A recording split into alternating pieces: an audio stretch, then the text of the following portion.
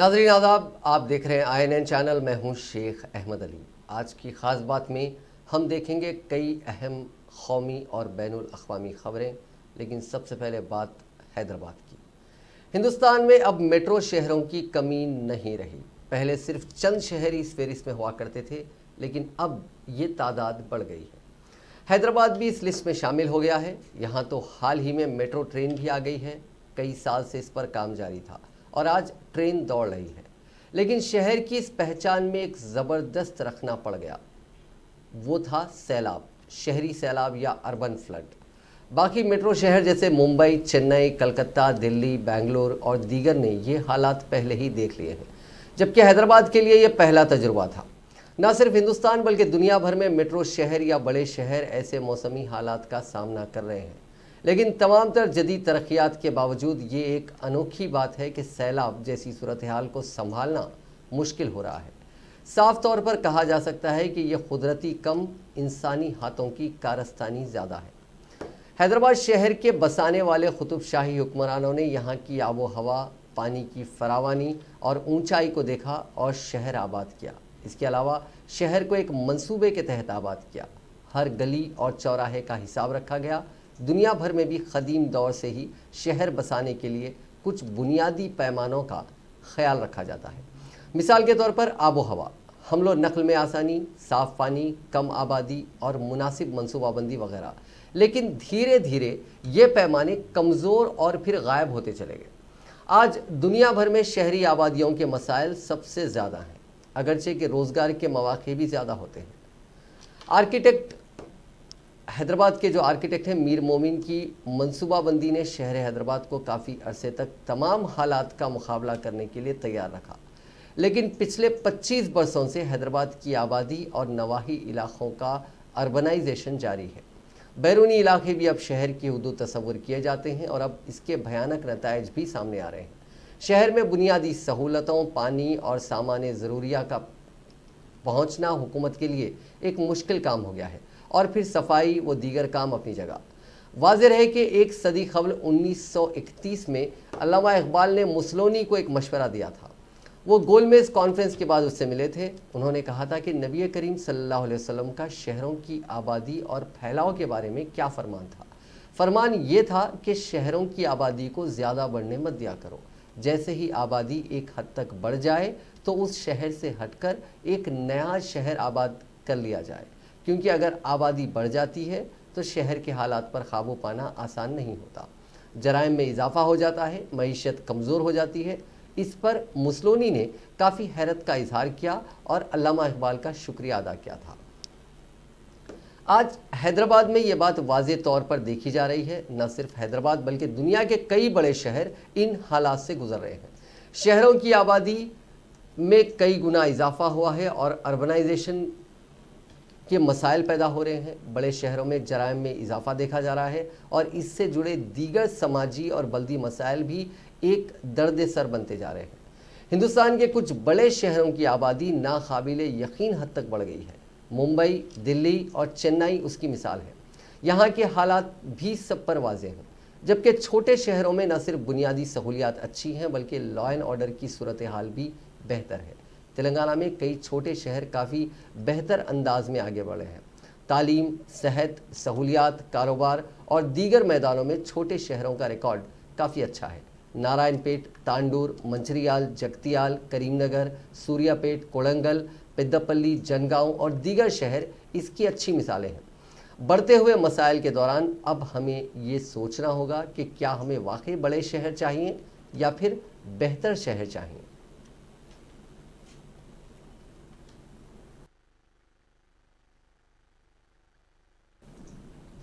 वज़ीर दिफ़ा राजनाथ सिंह ने आज कहा कि सरहदी इलाकों में सड़कों की तामीर से तरक्की की नई राह खुली है और ये सोच गलत भी साबित हुई है कि इन इलाकों में सड़कों की तामीर मुल्क के मफाद में नहीं है। वज़ीर दिफा ने आज सिक्किम में गैंगटोक से नाथोला को जोड़ने वाले NH 310 को कौम के नाम वक्फ करने के मौके पर कहा कि ये रास्ता सिक्किम के सरहदी इलाकों के लोगों की लाइफलाइन है। सड़क सरहद तंजीम ने तकरीबन 19.5 किलोमीटर लंबे इस मुतबादिल रोड को बनाकर मशरकी सिक्किम के बाशिंदों और फौज की तवक्कुआत को पूरा किया। उन्होंने कहा कि कुछ वक्त पहले तक हमारे यहाँ एक गलत सोच थी कि सरहदी इलाकों में सड़कों की तामीर हमारे मफाद में नहीं है। समझा जाता था कि सरहद की सड़कें बरक्स हालात में हमारा ही नुकसान कर सकती हैं। हमने इस सोच को तोड़ा और सरहदी इलाकों में तरक्की की नई राह खोली। उन्होंने कहा कि पुराने रास्ते पर ज़मीनी तोदे गिरने और सड़क धंसने का अंदेशा ज़्यादा था। इससे बरसात के मौसम में यहाँ के लोगों और फौज को आने जाने में दिक्कतों का सामना करना पड़ता था। अब ये वक्त दूर हो जाएगा। इससे पहले राजनाथ सिंह ने दशहरा के मौके पर शस्त्र पूजा भी की और हालात का जायजा भी लिया। ध्यानं समर्पयामि, ध्यानार्थे पुष्पं समर्पयामि।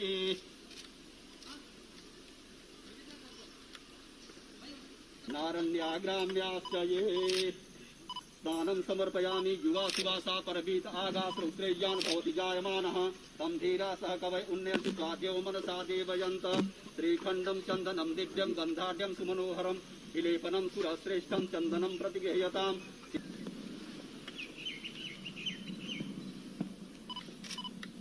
माल्यादीनि सुगन्धीनि मालत्यादीनि वै प्रभु मया हितानि पुष्पाणि पूजार्थं प्रतिगृह्यतां। पुष्पं समर्पयामि, पुष्पमाल्यां समर्पयामि। हिमप्रिया अदूषता अस्थो सत्सभानवो विभ्रातनिष्ठयामपि योजान् विन्द्रते हरि अलङ्कारार्थे अक्षतान् समर्पयामि। माल्यादीनि सुगन्धीनि मालत्यादीनि वै प्रभु मया हितानि पुष्पाणि पूजार्थं श्रेयान् भवति जायमानः तं धीरा सह कवय उन्नयन्ति स्वाद्यो मनसा देवयन्त। अबीरं च गुलालं च चोवा चन्दनमेव च अबीरेणार्चितो देव अतः शान्तिं प्रयच्छ मे। वै प्रभु मया हृतानि पुष्पाणि पूजार्थं प्रतिगृह्यताम्। पुष्पं समर्पयामि, पुष्पमाल्यां समर्पयामि। उन्नयन्ति स्वाध्यो मनसा देवयन्त। इन्दोरे प्राध्वने सुघनासोपाद्वात प्रमिह प्रत्यन्ति हवाघृतस्य जारा अर्घोनो आजी काष्ठा बिन्दनुरुचिन्मानः। ओम मोकदे प्रतिमोदध्वम। राजनाथ सिंह जी के करकमलों द्वारा त्रिशक्ति कोर के प्रांगण में शस्त्र पूजन का कार्यक्रम विधिवत संपन्न हुआ। इस पूजा का सम्यक फल हमें प्राप्त हो। यह सभी आयुध विषम से विषम परिस्थितियों में भी हमारे विजय का मार्ग प्रशस्त। National security adviser Ajit Doval ने ऋषिकेश से हिंदुस्तान के साथ दुश्मनी रखने वालों को एक सख्त पैगाम दिया। डोभाल ने कहा कि तारीख गवाह है कि हिंदुस्तान ने कभी किसी पर हमला नहीं किया, लेकिन ये तय है कि जहां से भी खतरा होगा वहीं पर हमला किया जाएगा। NSA ने कहा कि हिंदुस्तान एक मुहज़्ज़िब मुल्क है जो ज़माने क़दीम से मौजूद है। उन्होंने रोशनी डाली कि हिंदुस्तान भले ही 1947 में वजूद में आया हो, लेकिन क़दीम हिंदुस्तान इल्म साइंस की एक ख़ायल पूरी दुनिया रही है। मज़हब और ज़बान से परे हिंदुस्तान। NSA ने कहा कि ये भी कहा कि हमारा मुल्क इतना अजीम है कि हिंदुस्तान अपनी भरपूर सकाफ़त और तहज़ीब की वजह से किसी मज़हब या ज़बान के दायरे में नहीं बंधा है, बल्कि ज़मीन से वसुदेव कुटुम्बम हर इंसान में, यानी हर इंसान में ईश्वर मौजूद है, उसके असर का प्रचार प्रसार हुआ है। सलामती के मुशीर के मुताबिक हिंदुस्तान की एक मुल्क के तौर पर पहचान मजबूत करने और इसको संस्कारी बनाने में यहाँ के संतों और महात्माओं का एक बड़ा ताउन रहा है। इन संतों ने अपने अपने वक्त में हिंदुस्तान की कौम की तामीर में एक अहम किरदार अदा किया। डोभाल ने यह मिसाल दी कि यहूदी तहजीब 2000 साल कबल वजूद में आई थी, लेकिन दुनिया का पहला यहूदी मुल्क 1947 में तश्कील दिया गया था। वहीं मिस्र जैसी एक मुतमद्दिन तहजीब का वजूद ख़त्म हो गया। NSA डोभाल ने तमाम लोगों से भी कहा कि वो दुनिया में हिंदुस्तान की रूहानियत का पैगाम आम करें।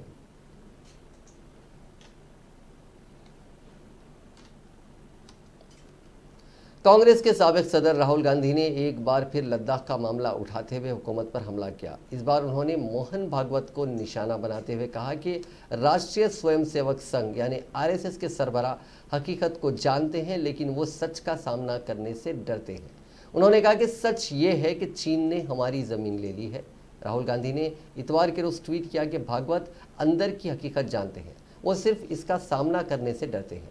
सच तो यह है कि चीन ने हमारी ज़मीन ले ली है और हुकूमत हिंद और RSS ने उसकी इजाज़त दे दी है। दरअसल राष्ट्रीय स्वयंसेवक संघ की सालाना दशहरा रैली से खिताब करते हुए भागवत ने कहा कि हिंदुस्तान को ताकत और दायरेकार के शोबे में चीन से बड़ा होना चाहिए। भागवत ने यह भी कहा कि पूरी दुनिया चीन की तौसी पसंद फितरत से वाकिफ है। उन्होंने कहा कि हिंदुस्तान को भी चीन के खिलाफ बेहतर फौजी तैयारियों की ज़रूरत है। अब बहुत सारे ममालिक चीन के सामने खड़े हैं। चीन की दरअंदाजी पर हुकूमत के हिंदुस्तान के रद्द-ए-अमल से चीन सकते में है। इसके बजाय हिंदुस्तान को अपनी ताकत और दायरेकार बढ़ाने की ज़रूरत है। यूनियन के सरबराह ने कहा कि वबा के बीच चीन ने हमारी सरहदों से तजावुज़ किया है। मरकजी हुकूमत की तरफ से बनाए गए किसान मुखालिफ क़वानीन और बिजली तरमीमी एक्ट 2020 की मुखालिफत कर रहे किसान मजदूरों ने आज पंजाब के 800 से ज़ायद देहातों में वज़ीर आज़म नरेंद्र मोदी, अनिल अंबानी और अडानी के पुतले जलाकर दशहरा मनाया।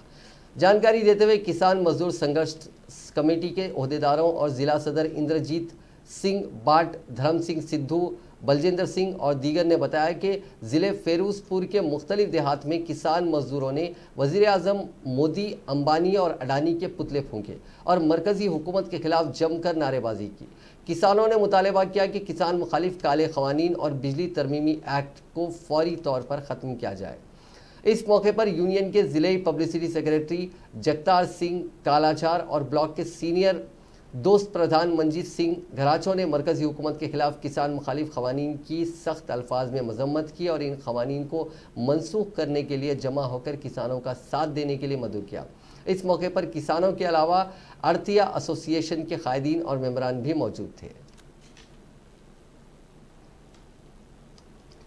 पंजाब के वज़ीर आला कैप्टन अमरिंदर सिंह ने होशियारपुर असमत दरी मामले में भारतीय जनता पार्टी के रहनुमाओं के तबसरों को सियासी शोशेबाजी करार देते हुए कहा कि होशियारपुर और हाथरस के वाक़यात के दरमियान कोई मवाजना नहीं है।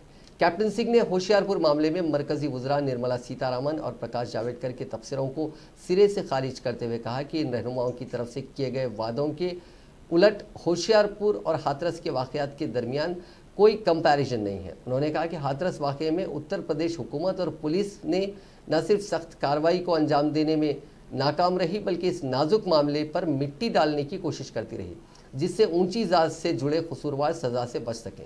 उन्होंने कहा कि इसके बिल्कुल उलट पंजाब पुलिस ने फ़ौरन कार्रवाई करते हुए कसूरवारों को हिरासत में लिया और 1 हफ्ते में चालान पेश करने की तैयारी की जा रही है।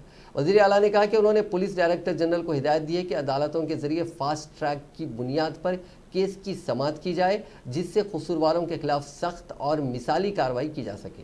बीजेपी रहनुमाओं के जरिए होशियारपुर मामले में कांग्रेस की क़यादत की मजम्मत और मुबैना खामोशी का मजाक उड़ाते हुए कैप्टन अमरिंदर सिंह ने कहा कि कांग्रेस पार्टी हाथरस केस में मुखालिफत करने और बोलने के लिए इसलिए मजबूर हुई क्योंकि वहाँ हुकूमत एक दलित लड़की को इंसाफ दिलाने में नाकाम रही। उन्होंने कहा कि अगर उत्तर प्रदेश में बीजेपी हुकूमत ने पंजाब की तरह फ़ौरन और सख्त कार्रवाई की होती तो ना तो कांग्रेस, ना राहुल गांधी, ना प्रियंका गांधी और ना ही गैर सरकारी तंजीमों, वकीलों और इंसानी हुकूक के कारकुनान को मुतासिरा को इंसाफ दिलाने के लिए सड़कों पर उतरना पड़ता।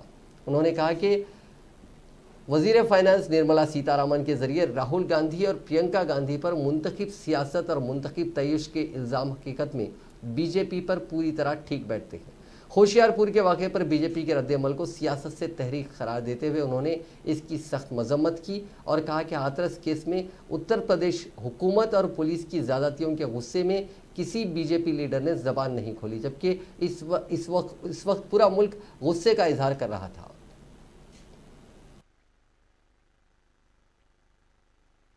तो there is no question for them to come. जब फड़ ले और जब कानूनी व्यवस्था चल ठीक है और कानून ठीक चल रहे हैं तो उरे होने की लोड़ सी। सर पिछले ईडी ਵੱਲੋਂ ਸਮਨ ਜਾਰੀ ਹੋਣੇ ਦੇ ਬਾਰੇ ਕੀ ਕਹਿਣਾ ਤੁਹਾਡੇ?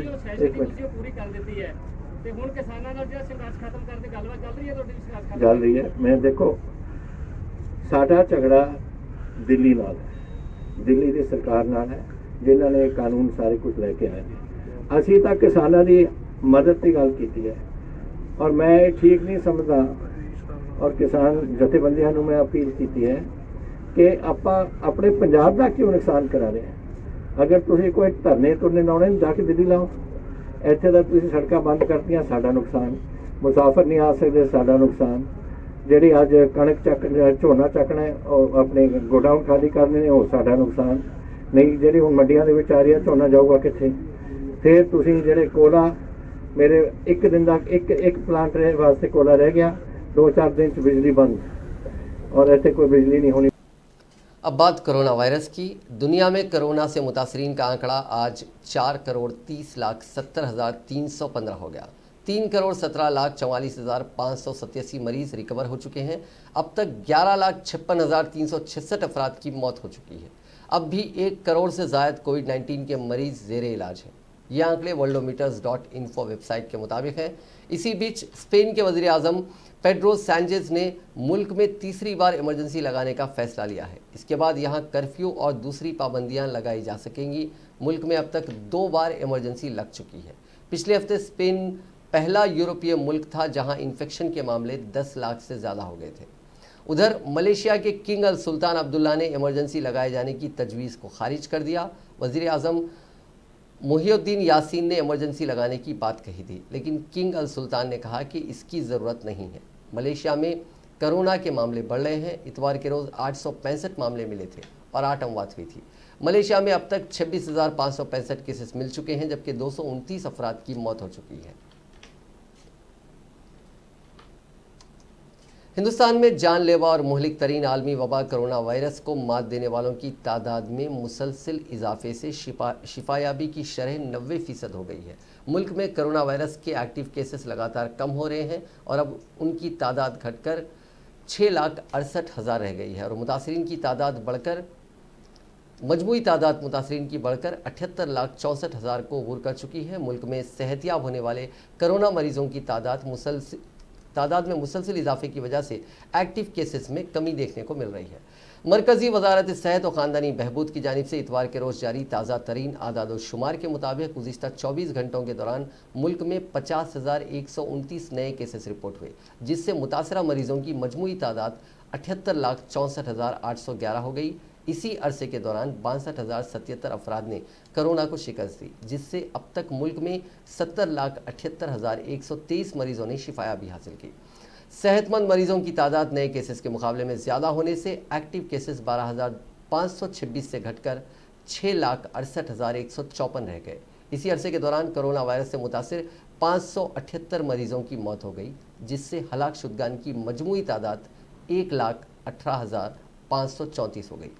मुल्क में कोरोना वायरस से शिफायाबी की शरह अब 90% है। एक्टिव केसेस की शरह 8.50 यानी 8.50% और अमवात की शरह फैटेलिटी रेट 1.51% है। तेलंगाना में तकरीबन कई हफ्तों बाद कोविड-19 के मामलात 1,000 से कम दर्ज किए गए हैं। हफ्ते को रियासत में 978 मामलात दर्ज किए गए हैं, जिसके बाद इस वायरस के मामलात की तादाद ताहाल 2,31,253 हो गई है। रियासत में बहैसियत मजमूई अमवात की तादाद बढ़कर 1,307 हो गई है, क्योंकि गुज़िश्ता 24 घंटों के दौरान मज़ीद 4 अमवात हुई है। महकमे सेहत की जानिब से जारी करदा बुलेटिन में कहा गया है कि रियासत में अमवात की शरह 0.56% यानी 0.56% है, जबकि मुल्क गिर सतह पर अमवात की शरह 1.5% है। जुमे और हफ्ते के दरमियान 1,446 मरीज़ इससे रूबे सेहत हुए हैं। रियासत में सरगर्म मामलात की तादाद 19,465 है। गुज़िश्ता 24 घंटों के दौरान 27,055 कोविड के मुआयने किए गए, ताहम 955 नमूनों की रिपोर्ट्स का इंतज़ार है। बहैसियत मजमूई 40,80,000 नमूनों की जांच रियासत में इस मर्ज के फैलने के बाद से की गई है। GHMC हुदूद में 185 नए मामला दर्ज किए गए हैं। बकिया मामलात रियासत के दीगर अजला में दर्ज किए गए हैं। रिजर्व बैंक ऑफ इंडिया के governor Shaktikanta Das corona virus से मुतासिर पाए गए हैं। उन्होंने खुद को आइसोलेट कर लिया है। इसकी जानकारी ट्विटर पर देते हुए शक्तिकांत दास ने बताया कि मैं कोरोना पॉजिटिव पाया गया हूं और ख़ुद को आइसोलेट कर लिया है। उन्होंने अपने राब्ते में आने वाले लोगों से होशियार रहने को कहा। दास ने कहा कि रिजर्व बैंक का काम आसानी से जारी रहेगा। मैं फ़ोन या वीडियो कॉल के ज़रिए सभी डिप्टी गवर्नर्स और दीगर अफसरान से राब्ते में रहूँगा। बता दें कि शक्तिकांत दास के अलावा इस वक्त मुल्क में बहुत सारे रहनुमा कोरोना वायरस से भी मुतासिर हैं। इनमें महाराष्ट्र के साबिक वज़ीर आला देवेंद्र फडणवीस और बिहार के नायब वज़ीर आला सुशील कुमार मोदी भी शामिल हैं। वहीं नायब सदर वेंकैया नायडू, वज़ीर दाखिला अमित शाह, मरकज़ी वज़ीर धर्मेंद्र प्रधान समेत मरकज़ी हुकूमत के मुतअद्दिद वज़रा कोरोना की जद में आ चुके हैं। वज़ीर आज़म नरेंद्र मोदी ने इतवार को विजयदशमी के मौके पर मुल्क की आवाम को दशहरे की मुबारकबाद पेश करते हुए कहा कि यह त्यौहार बुहरान पर सब्र की जीत का त्यौहार है। वज़ीर आज़म ने रेडियो पर नशर मन की बात प्रोग्राम के दौरान अपने खिताब में आज कहा कि दशहरा त्यौहार बुराई पर अच्छाई की जीत का त्यौहार है, लेकिन ये बुहरानों पर सब्र की जीत का त्यौहार भी है। हम जिस तरह से आज कोरोना के अहद में सब्र के साथ जी रहे हैं और त्यौहार मना रहे हैं, इसके लिए कोरोना के खिलाफ लड़ाई में हमारी जीत यकीनी है। मोदी ने कहा कि पहले माँ दुर्गा के पंडालों और दशहरे के मेले जैसे भीड़ इकट्ठी होती थी, लेकिन इस मरतबा इसकी हैयत बदल गई है। रामलीला का इनेकाद भी पुरकशिश था, लेकिन इस बार इस पर भी पाबंदी लगी है। नवरात्रि में गुजरात के गरबा की गूंज रहती थी, लेकिन ऐसे इनेकाद भी बंद हैं।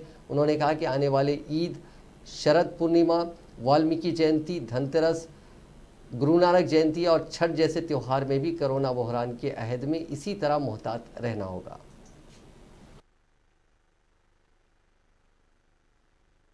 मेरे प्यारे देशवासियों, नमस्कार।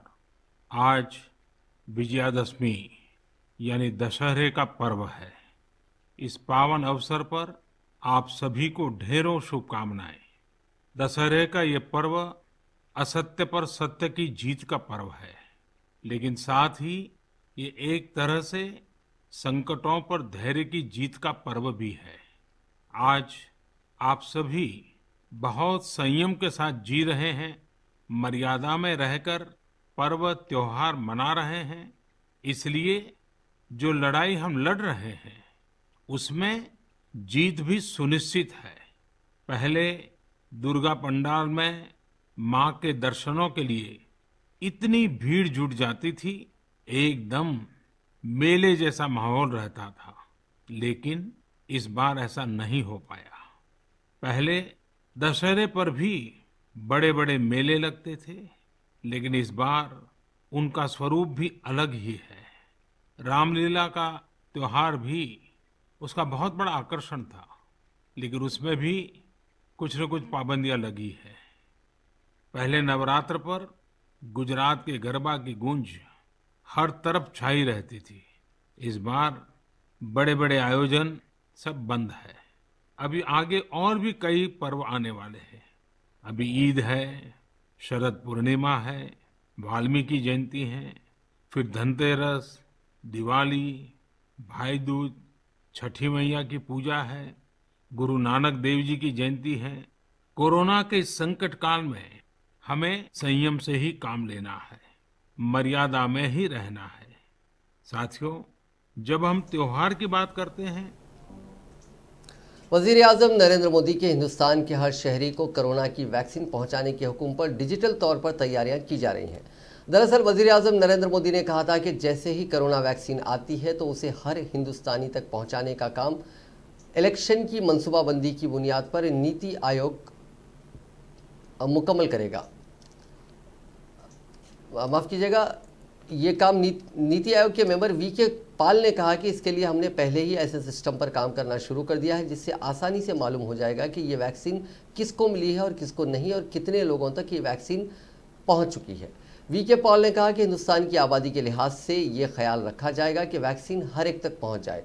पहले मरहले में आला खतरे वाले लोग यानी हाई रिस्क जोन में जो लोग हैं उनको ये वैक्सीन दी जाएगी। उनमें हेल्थ वर्कर्स, पुलिस एहलकार और दीगर फ्रंटलाइन कारकुन शामिल होंगे। वीके पाल ने कहा कि हम वैक्सीन की फराहमी के अमल में SMS, डिजिटल सर्टिफिकेट जैसे डिजिटल सहूलियात को शामिल करने का मंसूबा बना रहे हैं।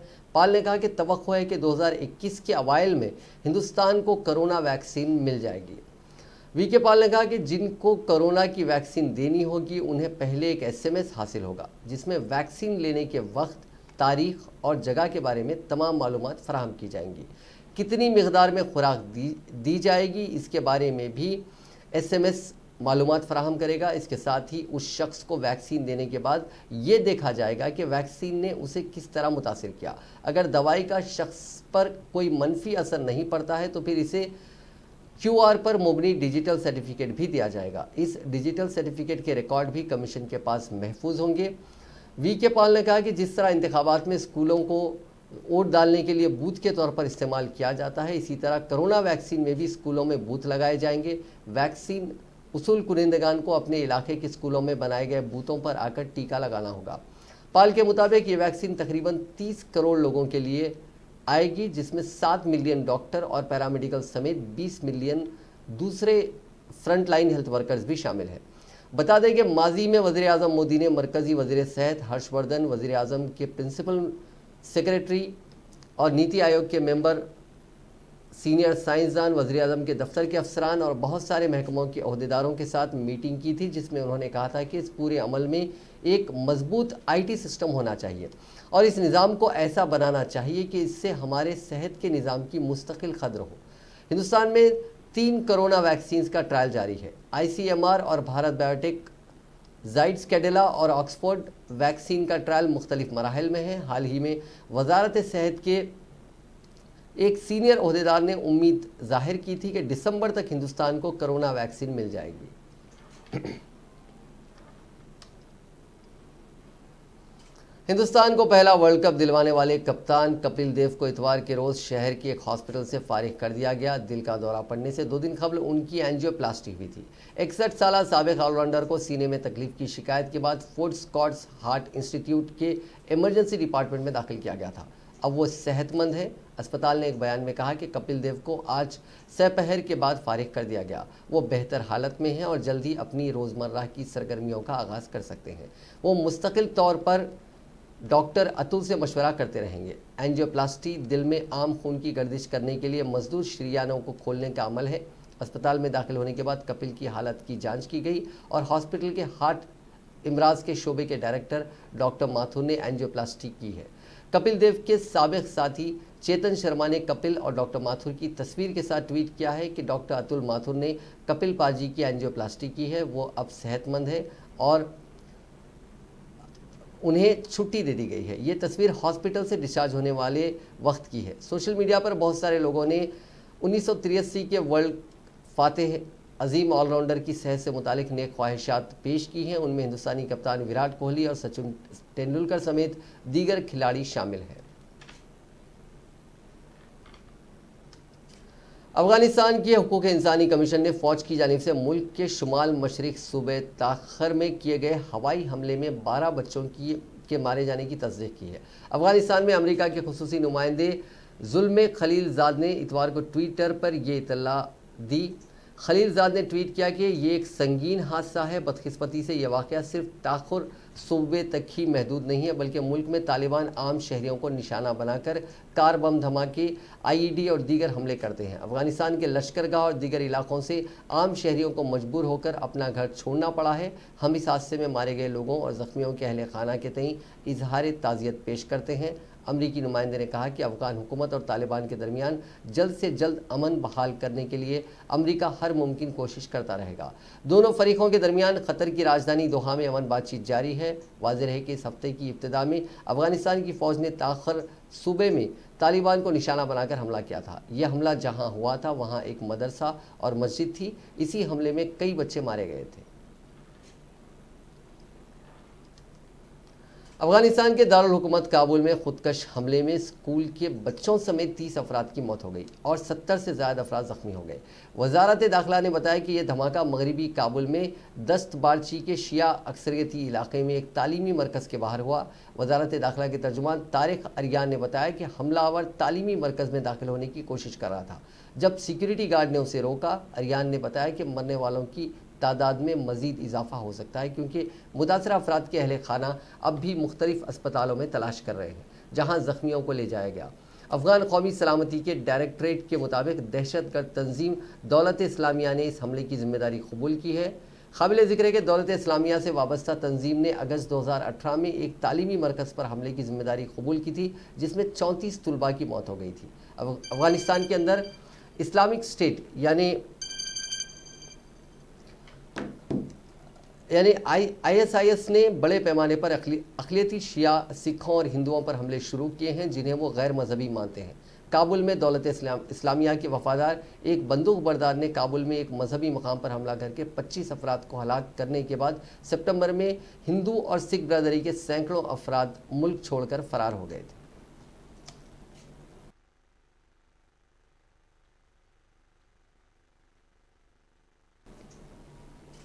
नाजरीन, आज की खास बात में बस इतना ही। आपसे कल मुलाकात होगी नई खबरों के साथ, नए एनालिसिस के साथ। फिलहाल दीजिए इजाज़त। खुदा हाफिज़।